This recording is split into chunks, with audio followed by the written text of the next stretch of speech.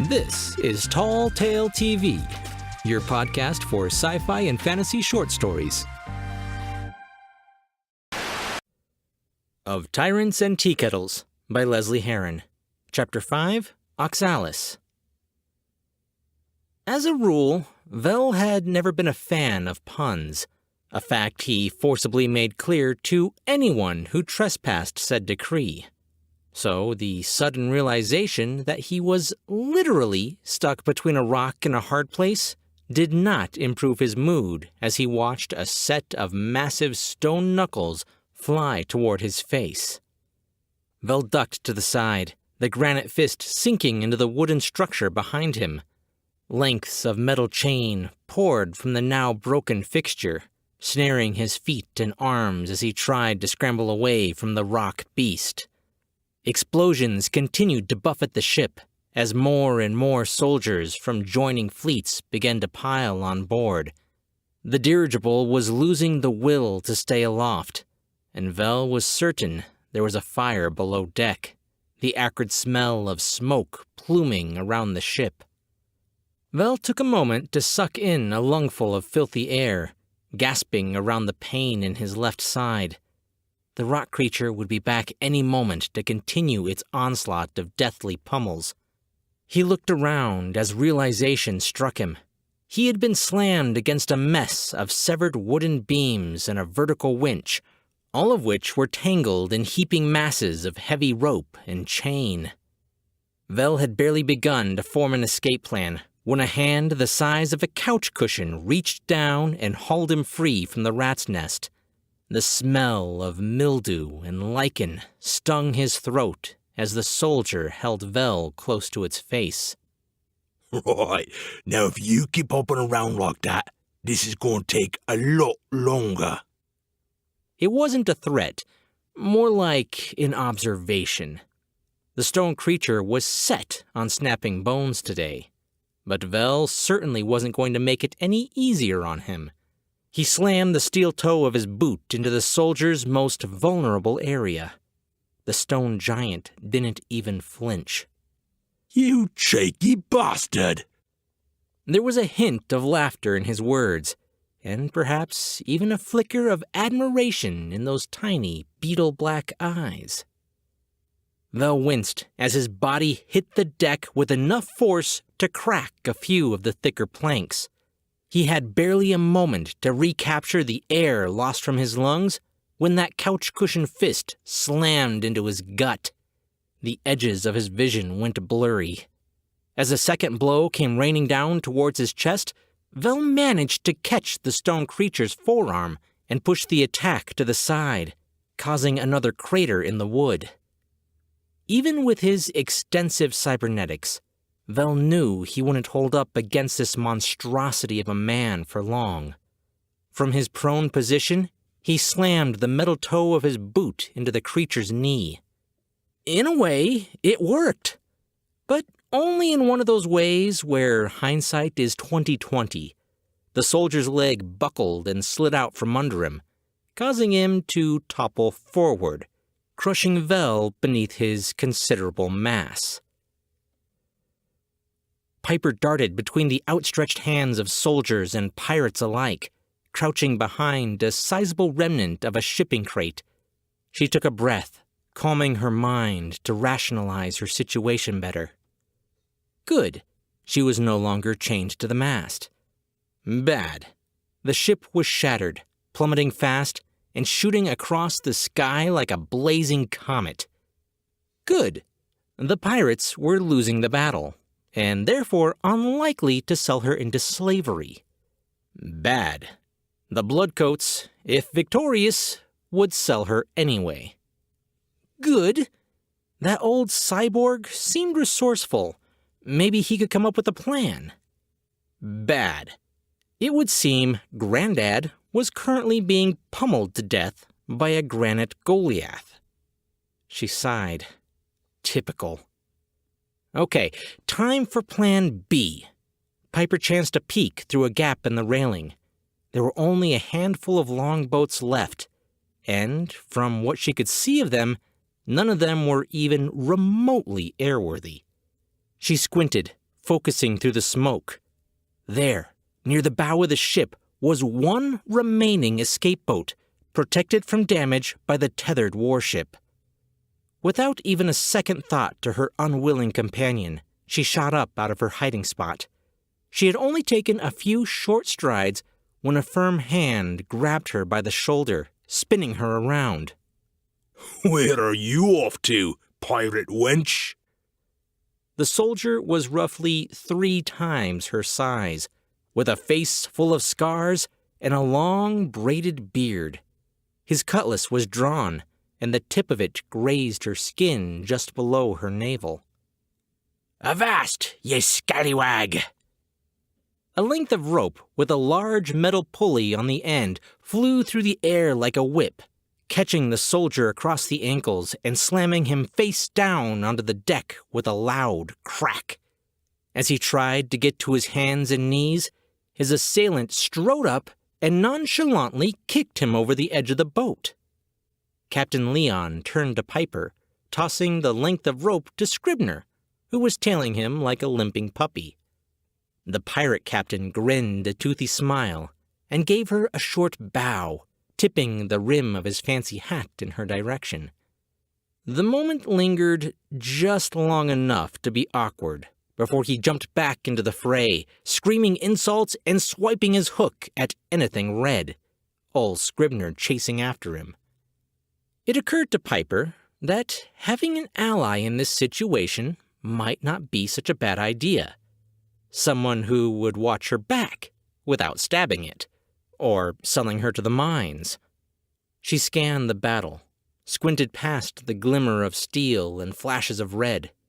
Her eyes landed on Vel, still being pounded into the second layer of the ship by the granite Goliath. Clenching her fingers tight around the barrel of the rifle, she took a deep breath and started picking her way across the deck. Vel pulled himself up to a kneeling position, his fingers scratching uselessly at the deck as he attempted to climb to his feet. His normal eye was swollen shut, and blood kept pouring into his mouth. He was also pretty sure one or several of his ribs were cracked. The stone man was practically giggling with a childlike delight as he reached down to pick up his plaything. You just keep getting up, don't ya? I ain't had this much fun since they let me tear down that building with all them foreigners still inside. Warning, blood loss levels increasing.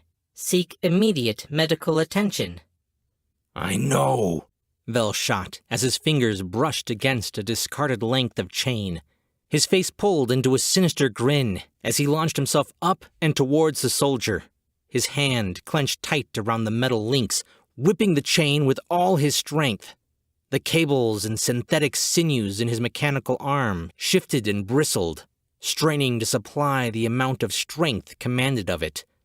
The chain slammed into the stone creature's face, shattering the lower half of its carved jaw and sending a plume of white dust peppered with chunks of rock.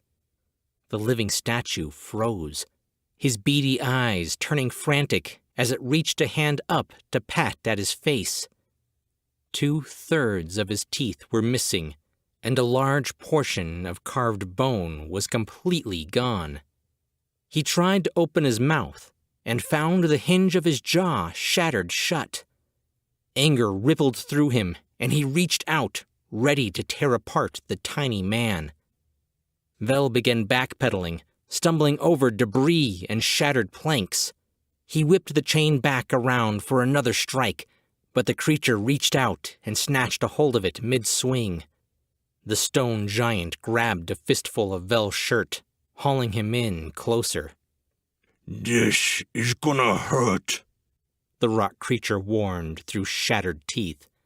Still holding the chain, the behemoth wrapped it several times around Vel's neck and began to pull.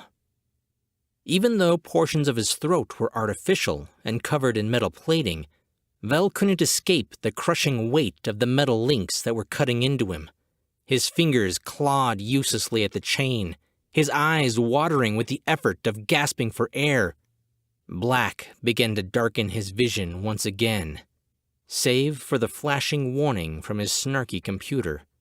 His grip began to slacken, and he was ready to slip into that great beyond when an errant thought punctured his peace. Would his stupid AI get bored talking to a decapitated head, or would it go offline when he did? "Hey you, blockhead!" Through the haze, Vel could just make out the blurry shape of someone small running up behind the creature. They bashed it over its head with a club, showering the ground in splinters of wood and metal. The chain around Vel's neck slackened imperceptibly, but it was just enough for him to take in a wheezing gasp. Begrudgingly, the stone creature turned his attention away from his current captive to growl angrily at the small child standing behind him. "Wait your turn, girlie." Piper cowered in the shadow of the behemoth, still clutching the remains of the empty rifle Vel had given her. She plucked up some courage and heaved the chunk of metal at the creature's face, which bounced off comically. Bristling with anger now, the stone man tried to strike out at Piper, except that he forgot Vel was still tethered to that hand by a length of chain and was hauled painfully along.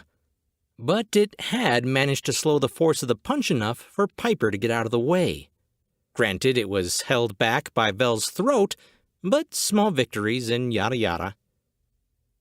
Piper lost what little nerve she had and retreated to the other side of the broken winch, ducking behind it for cover. Dragging Vel along behind him, the stone soldier followed her at a walking pace. As he stumbled behind the stony monster, Vel saw an opportunity to free himself. He reached down, his fingers fumbling against another length of loose chain. He snatched it up and in one swift movement, slung it like a lasso, up and over the creature's head, wrapping it around its neck. Hauling up on the tether, Vel began to scale up the back of the beast, both tightening the chain around its neck and loosening the one around his own. The stone behemoth spun, but Vel held fast, tightening his grip on the chain. He wrenched back on the slack trailing behind them, forming another loop and tossing it over the creature. This time, as he cinched it tight, he managed to pin one of its arms to its side. The soldier spun, twisting himself in circles in a vain attempt to remove the annoying pest off his back. No longer content with just breaking every bone in his body, the soldier swore inarticulate promises of not just pain, but death as well. Vel was tightening a third loop around the stone man when the creature threw itself into the air, the deck of the ship moving from beneath him to directly behind him. The beast was going to use its own body weight to squish the life from Vel. He leapt off the creature, diving to the side, just as its enormous back crashed straight through the wooden planks and into the lower deck. Vel gave half a sigh of relief. The creature was unlikely to get up from that.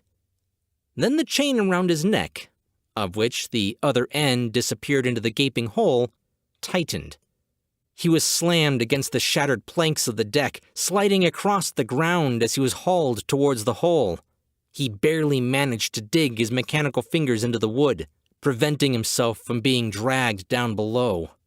His free hand pried at the links, trying to twist the multiple loops over his head and free of his throat. Piper appeared at his elbow, her golden eyes alight with worry.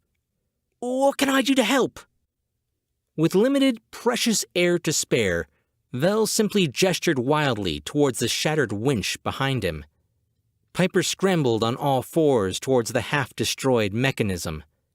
It had several sturdy wooden beams protruding from the top that served to haul the anchor up, a massive tangle of chain lying limp at its base, and a gleaming brass lever to its side. Unsure what the cranky cyborg would want with any of it, she shrugged and pulled back on the lever. There was an audible clunking noise, followed by the sound of rapidly deploying chain as the anchor was freed. The broken winch began screeching as the chain railed against it. The mechanism could no longer keep up with the speed of the descent of the chain, and shattered. The heavy, man-powered levers splintered and began flying off in all directions. As the dwindling chain disappeared over the edge, the creature continued to pull down on Vel's neck, laughing maniacally the entire time. He laughed, up to the moment that the disappearing chain reached him, ripping him out of the hole and flinging him through the air like a rag doll. The chain tethered around his body hauled him over the side of the ship, but he managed to snag onto the railing with 3 stony fingers. The wood began to split beneath his grip at the weight of the anchor and a few thousand feet of chain pulling against him. Once again, Vel found himself gasping in lungfuls of surrounding smog. He rolled onto his back, staring up at the tangle of punctured canvas, rope, and cables. At the sound of shouted curse words, he turned his attention to see Piper prying free the last of the soldier's stone digits.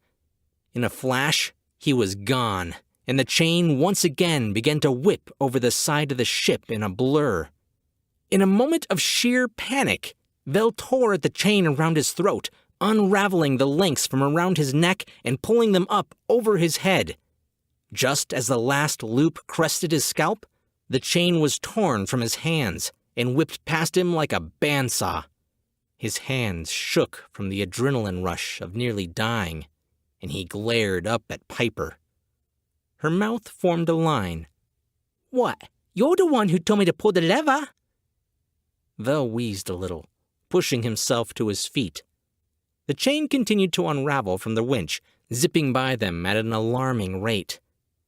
"I was telling you to grab one of those wooden bars and bash it on the head." Piper scoffed, throwing her hands in the air. "Well, sorry if I didn't understand your sputtering. You wasn't exactly articulate about it." "Why would I ever tell you to drop the anchor when I am still attached to it?" Piper took a step back, rolling her eyes a little as she did. "Listen, old man, I saved your backside, right? Not my fault it went all pear-shaped, but we're even now." Vel sputtered, his eyes widening in disbelief. Even? You tried to sell me to pirates." "For the last time, they're not—" "How is that even important, right? No, you know what? I'm done with you." Vel spun on his heel and began stalking off. Piper watched him go with a scowl. How rude. All of this was his fault, not hers, she thought. Her brooding was suddenly interrupted by the chain reaching the end of its length. There were a few seconds of silence as the chain moved from pointing straight down to a steep angle. Then the entire world lurched to the left as the anchor found purchase in the ground below. Piper found herself airborne, alongside everyone else on the ship, as the vessel whipped around on its new tether point, careening dangerously and sending the majority of its passengers over the side. The sudden swing of the Day Reaver tore into the side of the military vessel lashed beside it, dismounting its portside propeller and sending the craft on its own out-of-control trajectory. Several of the smaller skiffs that had their tow lines attached to the pirate ship were yanked out of the sky and sent crashing into one another. Cables and tethers tangled in canvas and propellers, creating a jumble of machines and rope that dragged each other down. As Vel flew towards the edge of the ship, he managed to reach out and grab on to what was left of old Scribner's peg leg. The filthy pirate had been lucky enough to be holding on to part of the rigging when the lurch had happened. As Vel scaled the unwashed man to get a better purchase on the ship, he saw, to his minor relief, that Piper had succeeded in grabbing onto part of the railing that led to the helm. The sounds of screaming, explosions, and the foreboding echo of snapping wood filled the air. Vel looked up to see a small skiff get tangled in the propellers of another war machine. That vessel crashed into another warship, which tore free several grappling hooks. As the Day Reaver continued to swing in a wide arc, Scribner tried to sink an elbow into Vel's ribs. This be your fault, you son of a biscuit eater! Vel cocked a brow, a smile tugging at the corner of his lips. What can I say? I wanted my coat back. After a short struggle, he slipped on his, now odorous, jacket, while Scribner slid down the steep angle of the deck, desperately scratching at anything for a new handhold. There was another explosion of wood, and the ship shook. One of the skiffs had crashed through the front of the balloon and embedded itself into what had once been the captain's quarters. With the complete loss of the front bladder, the pirate ship began to plummet. Vel began to make his way, hand over hand, towards the anchor chain. Hey, old man, you got a plan to get off this death trap? Vel glanced over at Piper, who was clutching at her stairwell railing for dear life. His mouth tried to form the words of a sarcastic remark, but that nagging little voice in the back of his head, the one that always sounded like his brother, told him to stop being a jerk. Now was not the time. Maybe. The chain goes all the way to the ground. I'm going to scale down it.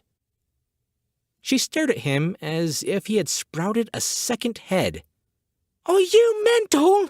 There's got to be a better way than that. I'm better off asking the pirates. Vel shrugged. Ask away then. But remember, they're not pirates.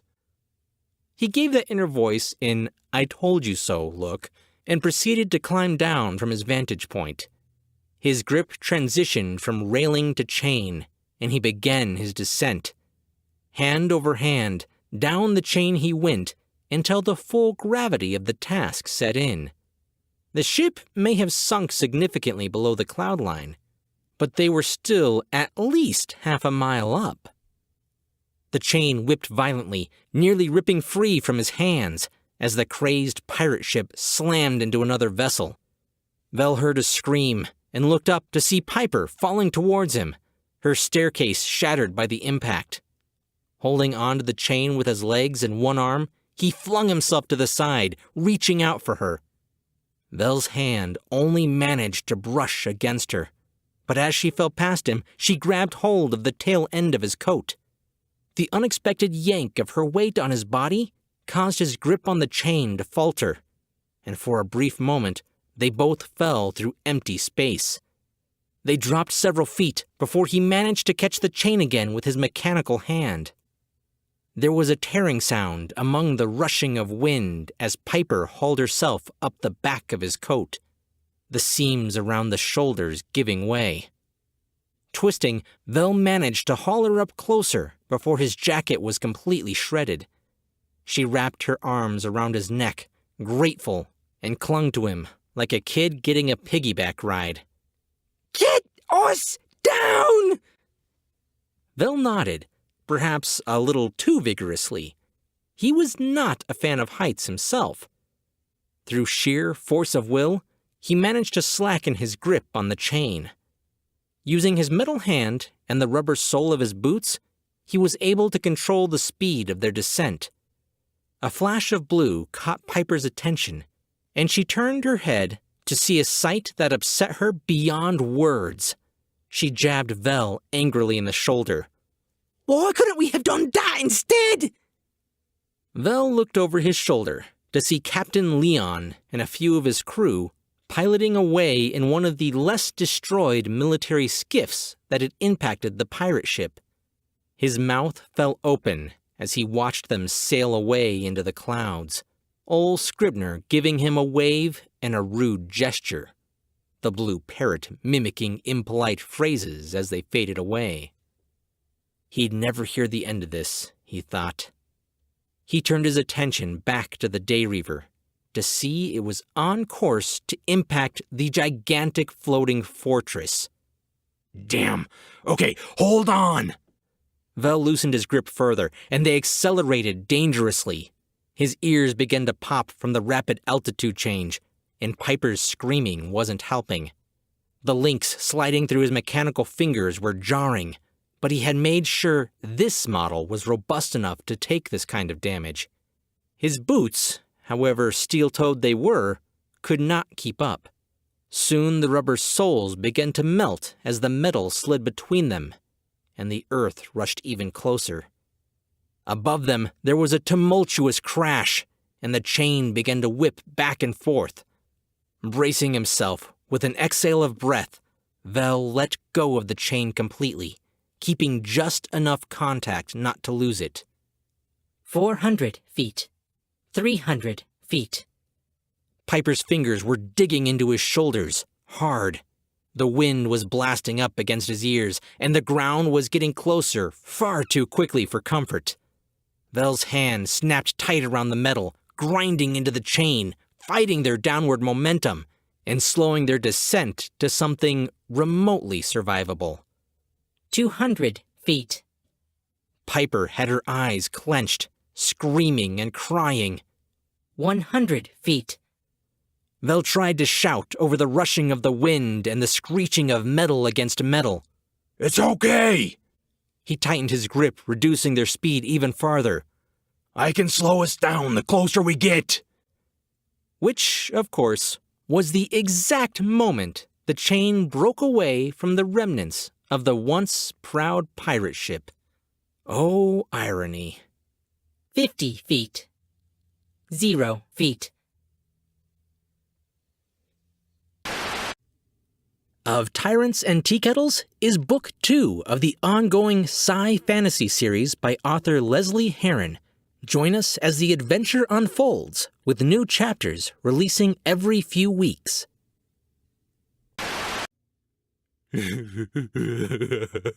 There, Captain.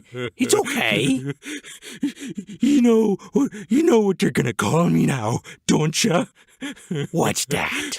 Shipless Leon, because I don't have a ship. Oh, come on now. You still got us. Huh? Shipless Leon! Shipless Leon!